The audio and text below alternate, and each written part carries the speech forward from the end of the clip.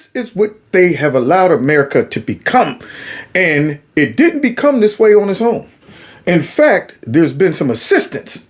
And I'm talking about the funky, corrupt, stinking liberal media.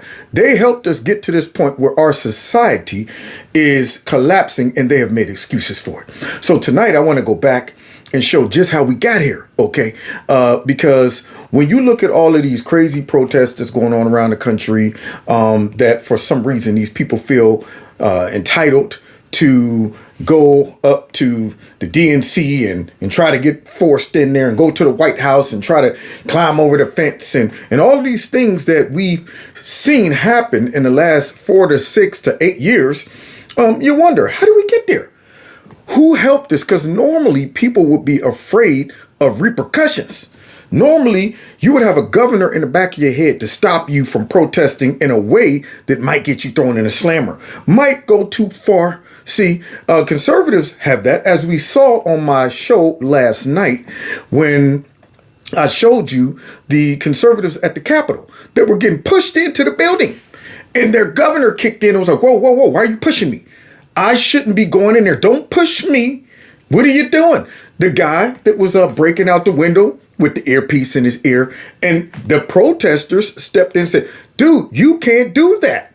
And then the guy got mad at the protesters as he had his little earpiece in his ear. It's things like that to show that conservatives got enough common sense to say, pump your brakes, kid. Okay, don't go too far. But if we seem or appear to go too far, it is usually because, number one, you're either not a Trump supporter and you done blended in, or you've been entrapped and it's some type of false flag to create a narrative.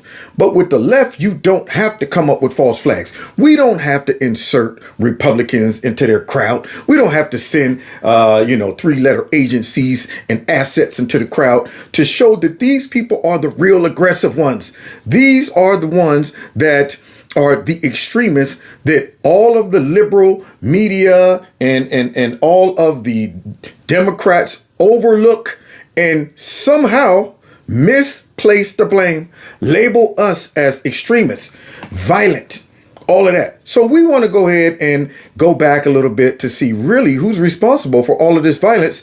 And I'm not just blaming the people, because the people only do what you let them do.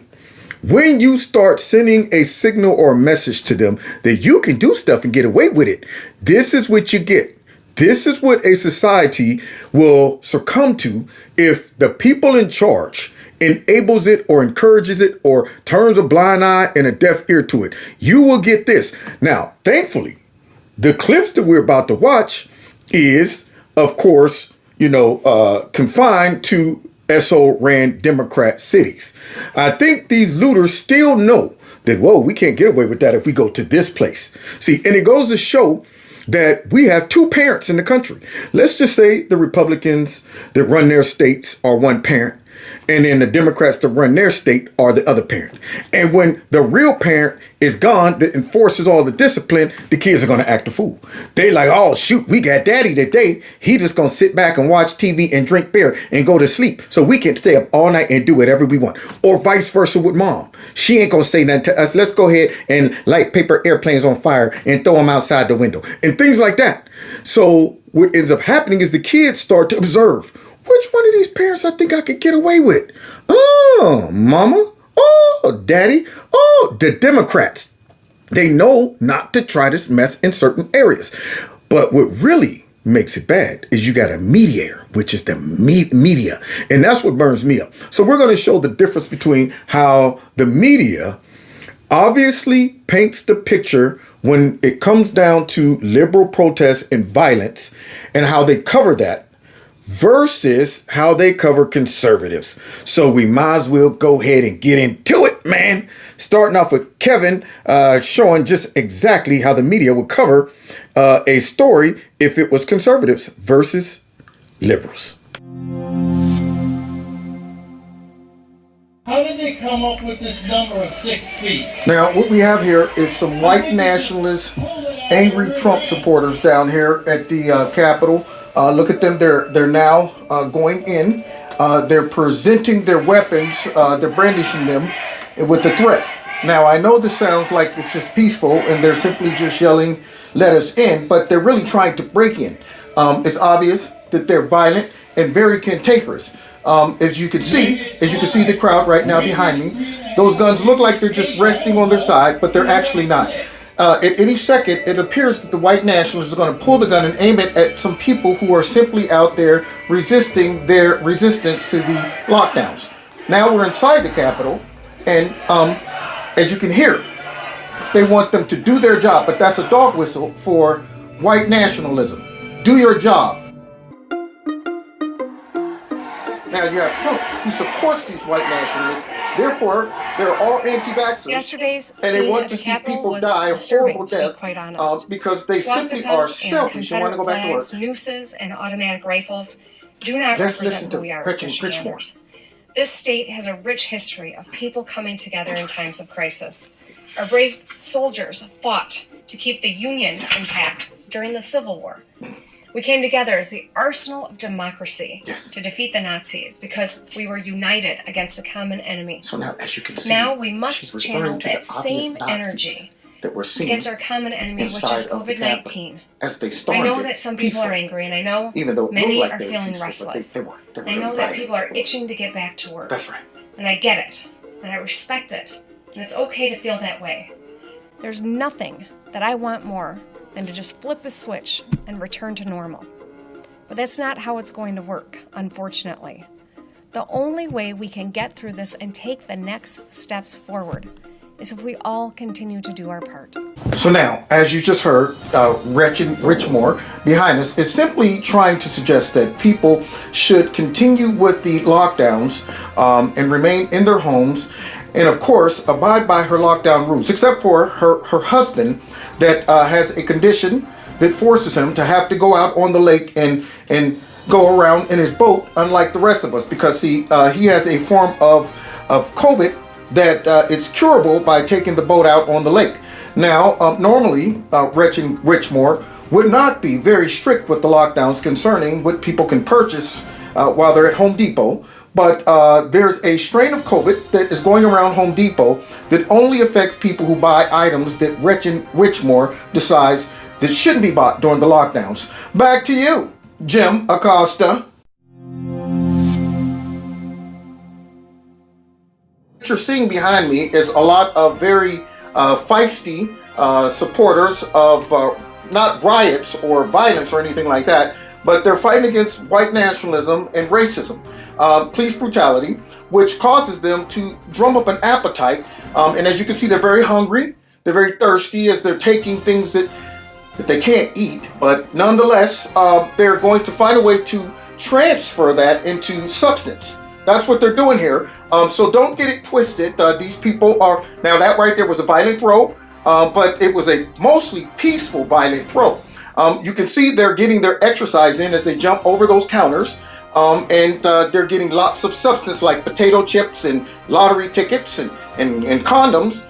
These are all things that could help them out in their environment. Now that plastic thing that they broke down right there, they're going to recycle that because they're fighting for climate change, and they want to make sure that they protest, to let everyone know that the climate crisis is serious. And that's why they're recycling all of that. Now they're coming together as just a cohesive party as they're sitting there jumping over things, and that's camaraderie. That's all that is. It's camaraderie. And they're making sure that they express their camaraderie by jumping over cabinets and appearing to knock down things. Now, here they all are. This right here is them all prepping for a race. They have several cars that have sort of joined the protest as well. And it's now just sort of a merry caravan. It is worth pointing out that it has been entirely peaceful, sometimes angry, but entirely peaceful. A few people doing some graffiti. When others saw them doing the graffiti, they would shut them down, make them stop doing it. Bottle thrown, which is not uncommon.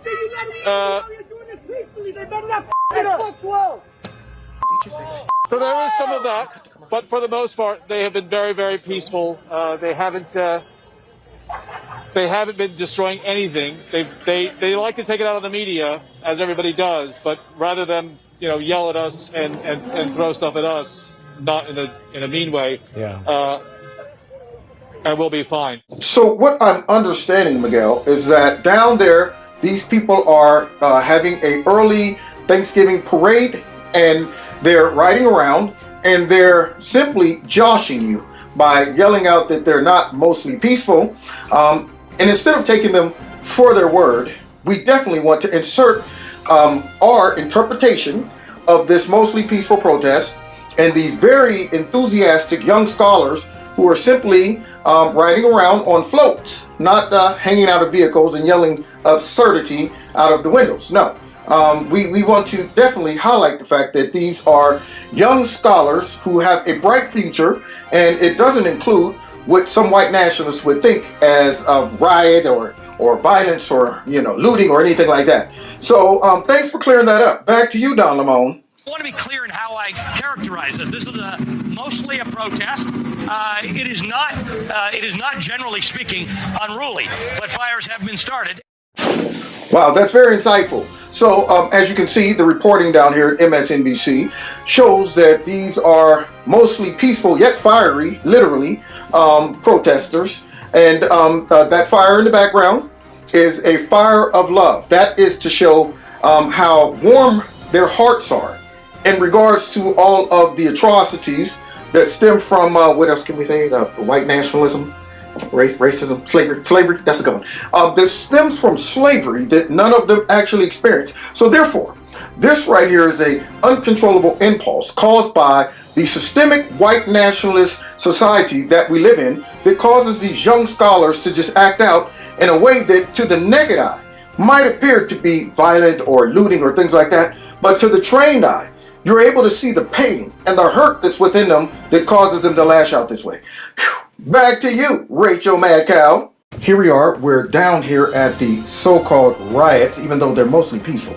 And here's this black lady that has the audacity to come out and express how the mostly peaceful protests are going. You said Black Lives Matter.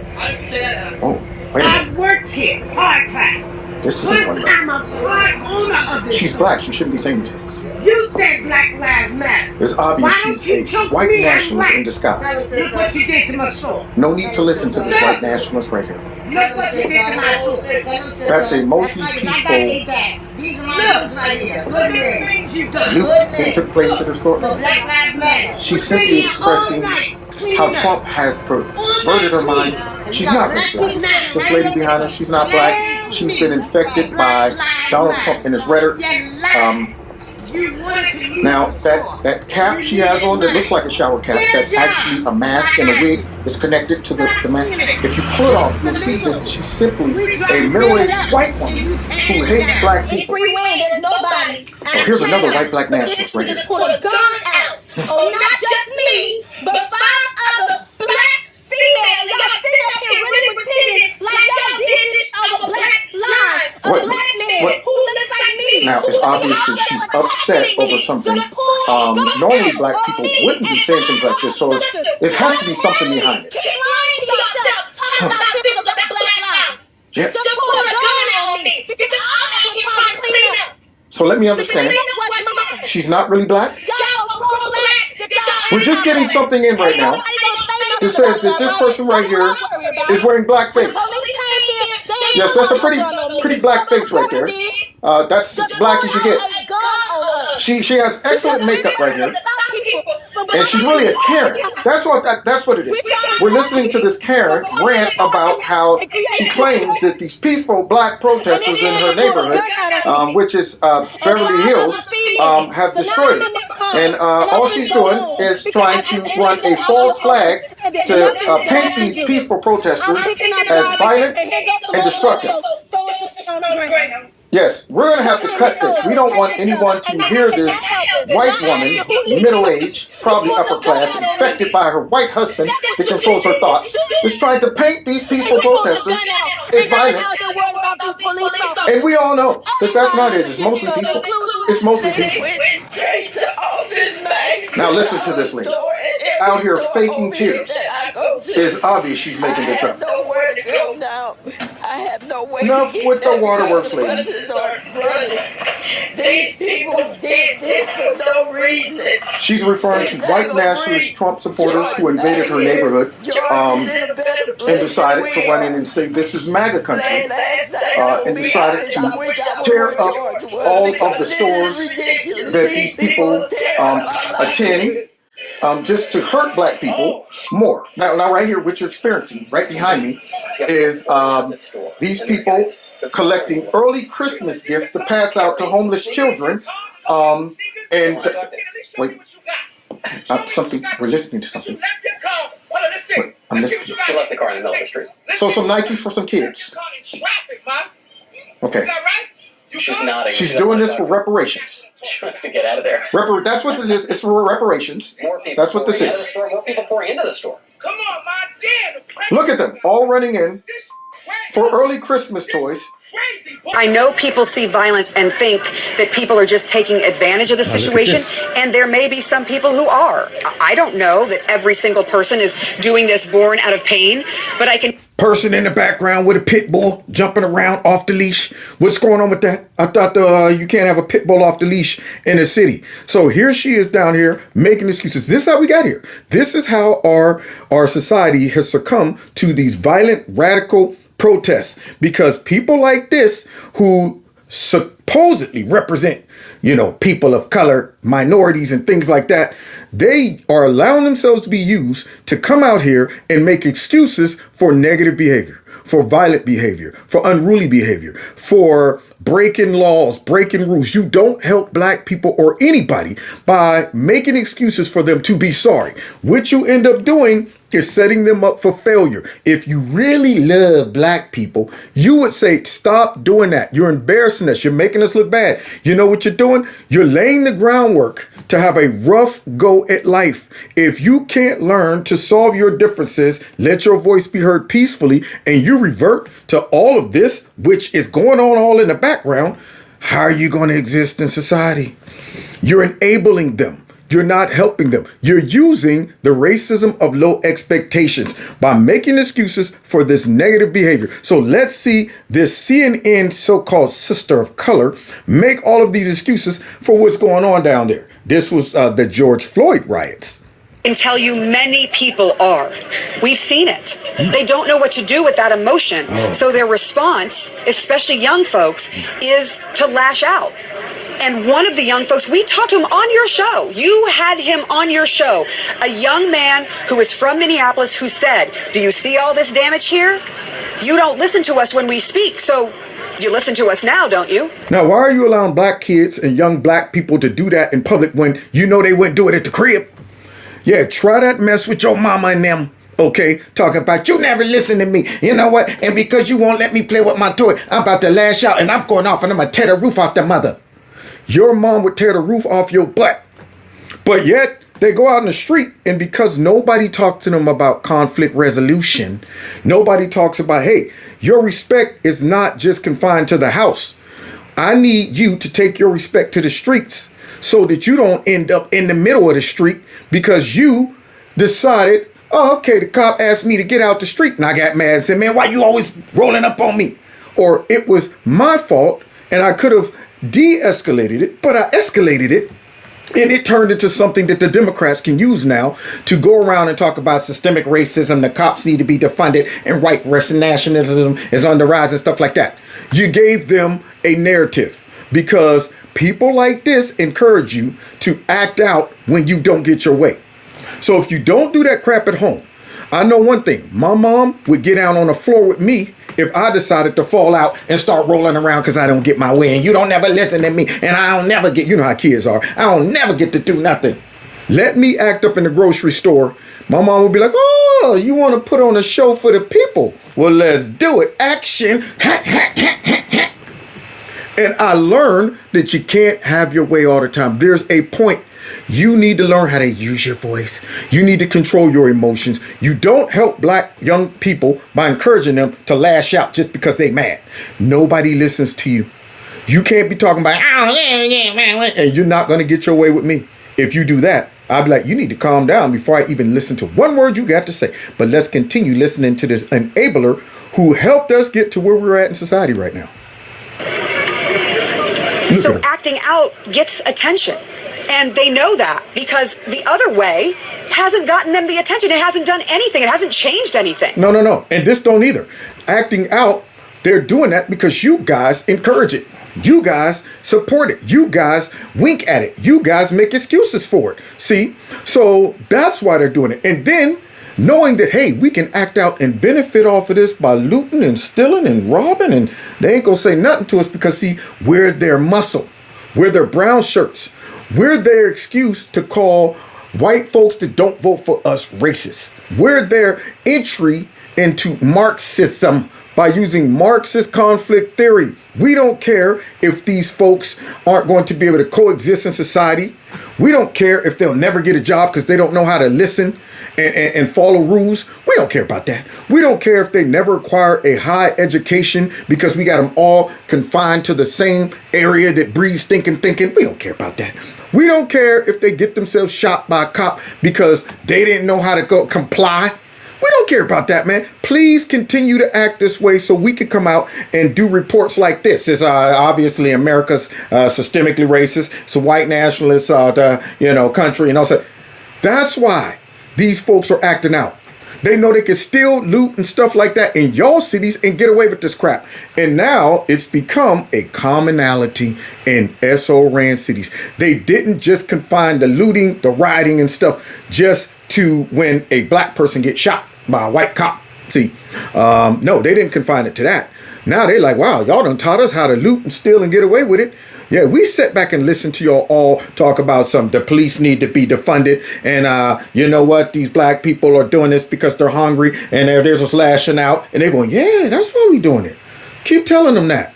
And while we snatching TVs, while we snatching jewelry, while we snatching diamonds, while we putting stores out of business, keep telling them that. That's why we doing it. Yeah.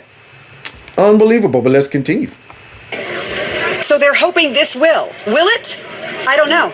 I know it won't, because nobody gets their way with this type of lashing out. Nobody sits back and say, okay, you destroyed $50 million worth of property. We're ready to listen. When have you ever seen a radical left protest immediately spark change?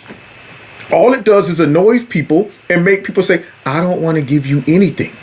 If you're that kid that throws a tantrum, you think you're getting a lollipop? You think you're going to get some ice cream?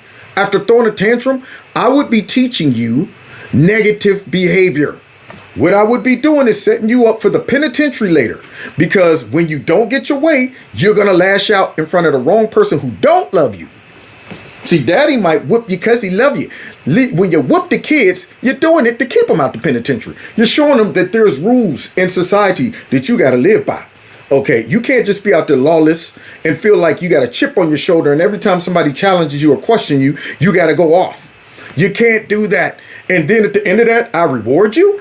This is as bad as all them people up there in Philadelphia that was acting a fool. And afterwards, what did they do? Gave them some compensation because the cops might have grabbed them and said, hey, how about you get down off that car? Get your butt down. How about you stop throwing stuff? How about you stop burning down stuff? And they rewarded them. And now they rewarded themselves with a big mess because these video clips are in the past, but these folks are still doing this mess now. That's how we got here. I was in Ferguson in 2014 for 3 months. So we're back here again. Same scenario, just about. There wasn't a gun involved. There was a knee involved. It wasn't a gun involved. It was a knee involved. And they love these type of stories. They're trying to fake the funk and make it seem like, oh, you know, these are atrocities and stuff like that. But every time this stuff happens and they know it's around election time or the conservative movement is growing a little too rapidly and they feel like, oh, crap, people are waking up because they're not blinded and manipulated and distracted by racism and all of that. When they got an election coming up, you best believe they be looking for a victim. Like, all right, hey, why don't you run that red light, black kid, while smoking weed and brandishing a gun out the window? Why don't you do that? And when the cop pulls you over, say, what the heck you pull me over for, man? Dang on it, weed is natural. And here's my gun rights, plop, plop, plop, throw your guns in the air and raise them like you just don't care. As the cops say, sir, could you please put the gun down and step out the car, please? Man, I ain't doing nothing. Don't tell me. Pop, pop, pop, pop.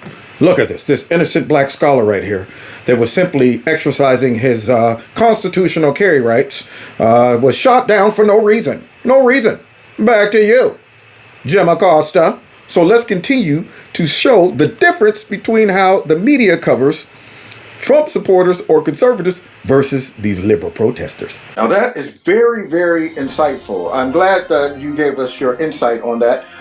So it appears that these young men and women down there are trying to simply let their voices be heard, and then there are some infiltration taking place from white nationalist Trump supporters that are pretending that they're a part of the protests, the mostly peaceful protests, and making these young scholars look bad. And then there's some deep hidden emotions that they're not quite able to control because they're black. And, most black people have no self-control. They're very impulsive due to all the systemic racism and all of the slavery that they did endure. But that racism causes them to have to act impulsively and also make them appear to be looting and make them appear to be violently protesting, which in reality, this right here is simply another microaggression in our society that shows that systemic racism is real. Okay, back to you, Chris Cuomo. Now, once again, there are these young black scholars are practicing the looting marathon as they run in and run out. This is a Olympic game that they all play. And this is the way they rehearse and practice. And the reward of the Olympic game is that anything that they can grab within 14 seconds or so, they're able to keep. This is very common across the United States and the globe, only in liberal cities, because liberal cities host the looting games. And yes, this is a very popular game right there. Now, one component is attacking people and seeing just how quickly you can beat someone half to death after looting. That's kind of like the final part. After you get done looting, you have to chase people out into the street and beat them and make it look like it is mostly peaceful. See, now you might think that person's simply laying out there knocked out cold, but they're really a part of the looting games and the riot games that are hosted in Democrat cities. So, like right now, you see this video footage behind me right now, Jim? What this is showing is just how proficient these young black scholars have become when it comes down to participating in the looting games. These are great. These people right here should be commended. They should be commended. Yeah, see, so this right here is just showing the way that these young black men and women express their creativity and all of their athleticism. And they look like they have a bright future right here. And the stores are sponsoring the looting games. That's what's happening. I know some might think that the stores are unwillingly participating in this, but deep behind it, they are sponsoring it by dedicating money to Black Lives Matter. Now let's go back to CNN. Is one of multiple locations that have been burning in Kenosha, Wisconsin, over the course of the night. A second night since Jacob Blake was seen shot in the back 7 times. Oh, well, look at that. See, look at that barn fire that was so warm. They were roasting marshmallows. Now, let's go to something more sinister. Now, you see Donald Trump coming out with the Bible. Obviously, he hates black people, and he's using his white privilege to promote Christian, Anglo-Saxon Christianity. He's a part of the far-right Anglo-Saxon Christians that want to, of course, impose their form of radical Christianity on society. So right after he gets done using the Bible to manipulate the public, there's a rumor, I cannot confirm or deny, but the rumor has it that he's going to take that Bible and find all of the peaceful protesters that's sitting in a circle singing Kumbaya and start beating them over the head with the Bible. I cannot confirm that, but sources are, wait a minute. So it's true, he is going to be, and he's going to have the National Guard come in and just beat these people for no reason? That's right, because that's what white nationalists do. Okay, thank you. So there you have it. Donald Trump is going to use the National Guard to help with beating these people over the head with the Bibles. He's going to issue Bibles to every one of the National Guard members. Okay, good. So they're going to get Bibles. They're going to use Bibles instead of guns. Okay, so the National Guard is going to use Bibles instead of guns so that they can claim that the United States is a mostly Christian, white Anglo-Saxon country. Thank you for that reporting. Thank you, Don. All right, back to you, Don, on my own. So you see how crazy it is when it comes down to the media. I know I'm doing parody. I know I'm doing that. But, the sad part about it is that's the kind of ridiculous excuses and cover that they run for these crazy behind protests, and they've created monsters. That's what they have. If you don't believe me, let's check out this, y'all, because this right here is a little montage of these folks that helped bring America to where we are today. These protests have been largely peaceful. Mostly peaceful. Mostly peaceful. Mostly peaceful. How do they all know to say the same thing? Look at those mostly peaceful protesters. Whoa! Oh boy. Oh boy. I'm looking at those live pictures next to you, and they seem very peaceful. There are always folks on the fringes of protests that do the things that we don't like. A few people who break a few windows and burn a few cars. They just threw some. Break a few windows, burn a few cars. Come on, man. Long as it ain't mine. Okay? Other than that, let's go ahead and chalk it up as, collateral damage, man, because it was done by mostly peaceful protesters who were mad and were lashing out, y'all. Just don't lash out on me.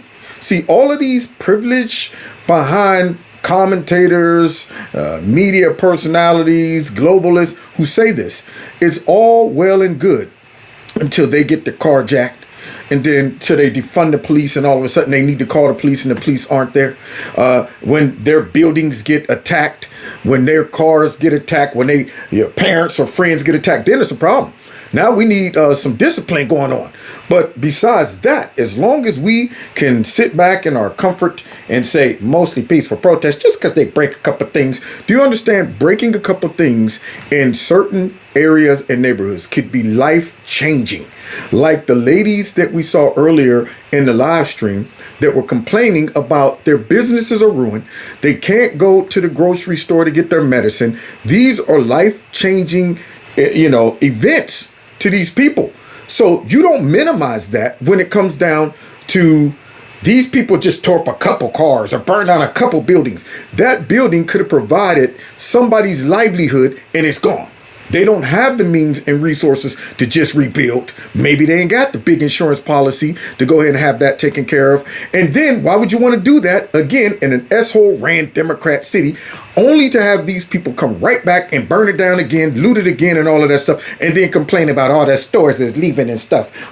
Y'all did this, media, and look at this. Even CNN wasn't exempt.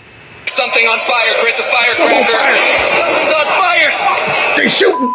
No one should be destructing property and that sort of thing. Yeah. But I understand the anger. About becoming the face of political resistance to the Black Lives Matter movement. Now, you hear this? This is why we are here, because these folks felt emboldened enough to go into this man's property and threaten him and his wife and his dog and everything. And then when he came out to exercise his Second Amendment rights to protect his home, he didn't point the gun at anybody. All of a sudden, he's getting prosecuted. And this bum, Fredo Cuomo, has the nerve to come out and call him the face of white supremacy. No, this is the face of a law-abiding citizen that was trying to protect his property and his family. And this is the propaganda that comes out of the media. Now, what do you think the message is sent to all of the looters and rioters? We can abuse law-abiding citizens, and you guys will help us. You guys will make us the victims, even though we were about to make him and his wife a victim. But you'll make excuses for us. So therefore, law-abiding citizens will be afraid to stand up against your angry mobs that y'all send into our neighborhoods.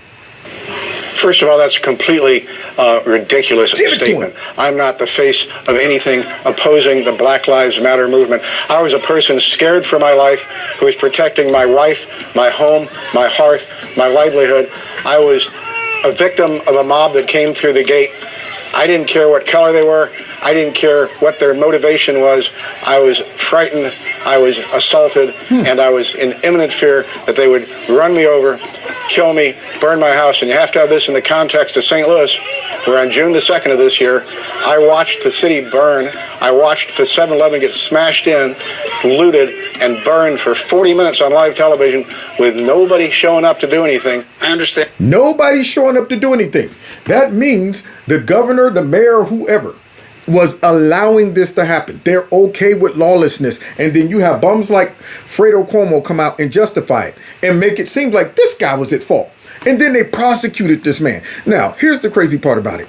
What does a private citizen have to do with you guys protesting? Why are you going through neighborhoods to harass folks? That's my question. That's not a normal type of protest. To go to people who have nothing to do with it, they can't make change, they're not in the government, they're just law-abiding citizens trying to maintain their own livelihood, their own life, and y'all show up for some reason and got a problem with these people. And yet Chris Cuomo don't see that that's a problem. If I'm right now doing this show and I hear a whole bunch of people outside my crib yelling, talking about, man, you know what, man, we want to come in there and snatch your goods, man. No justice, no peace. And I'm going, what does this got to do with me? How about you go downtown or you go to a politician or you go to wherever and protest, but not in front of my crib. And then I have the nerve to say, hey, man, back up as they come closer to my crib. And they're throwing out threats. And then all of a sudden, you got the mayor or somebody talking about, we're going to prosecute you for brandishing a weapon after you got all kind of threats by these people. And the media ran interference for it. See, but remember, guys, they want to disarm all of the law-abiding citizens while these criminals conduct their behavior like this. Understand what you say your rationale was. To be clear, did anything happen to you or your property? Seem trying to yeah, my life has been ruined. No, we'll get to that, Mr. McCloskey. I don't mean to cut you off. And that's been ruined because of people like Chris Cuomo. People like the fake news who try to paint this guy as the bad guy, and these Soros paid and bought and owned by, you know, these evil actors that will prosecute a law-abiding citizen and allow the rest of their radical extremists, protesters, looters, and brown shirts intimidate and terrorize neighborhoods. So yes, law-abiding citizens will eventually take matters into their own hands. Glad it never escalated. And yet this guy had to defend himself. Glad that governor pardoned him. But I'm saying that night, did anything happen to you, your family, or your property? Thank God. It's called social intimidation. It's called terrorism. Chris, what's the definition of terrorism? To use violence and intimidation to frighten the public. That's what was happening that night. That's what happened to me. And that's the damage I suffered. But wait a minute. See, according to them, we're the terrorists. We're the extremists. Where have you seen video clips like I've been showing y'all all night of conservatives using violence and terror to intimidate people? Using all of that for political means. Where have you seen that? Where's the big posse of conservatives going through neighborhoods, beating people, dragging people out of cars, breaking windows, looting, all of that? Where is it? I don't know. But I do know where it's being conducted at, and it's in these S-hole ran Democrat cities. Okay? But hey, y'all created the problem, deal with it. If they go ahead and burn all of y'all cities down, have at it. If y'all get flooded with illegal immigrants to where y'all can't even operate, have at it. Knock yourself out. Don't bring that mess to conservative states and conservative cities. And maybe the people in those cities that still have common sense left will get up and get out of there. And these are the people who are creating a whole bunch of walk away people from the Democrat Party because they encouraged that stuff. And people sat back and watched it happen. And they said, man, I wasn't against Black Lives Matter. I had nothing to do with this. And then I become a victim of it, and I see people like Chris Cuomo and the rest of the media come out and make excuses for these people. Donald Trump now don't seem so radical. He don't seem so anti-protest and all of the stuff y'all demonizing him to be. He sounds like a common sense person. Y'all sound radical, making excuses for these people. Too many see the protests as the problem. Oh, look at that. No, the problem is what forced your fellow citizens to take to the streets. Ooh. Persistent and poisonous inequities and injustice. That's what it is. Yep. It was greater than them. All of this stuff forced them to go to the streets and stuff. Like this is something new. And justice and equity and all of that stuff. Black folks been dealing with that a long time. You don't think that Martin Luther King and all of them had to deal with that stuff? It was way worse back then. But what did they do? Did they do what these folks are doing? Huh? Yeah. You think people are going to listen to these folks doing this stuff as he justifies this? Or what would be a more practical method of doing it? But hey, y'all created the problem. So here we go. America is falling. leasing Democrat-ran SO cities. And please, show me where it says that protests are supposed to be polite all over the place and peaceful, because I can show you that outraged citizens are the ones who have made America what she is.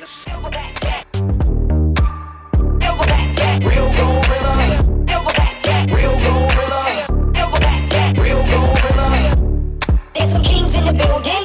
Throw your fist up and show some respect. There's gorillas in here. Gorilla in here. There's gorillas in here. Gorilla in here. There's gorillas in here. Gorilla in here.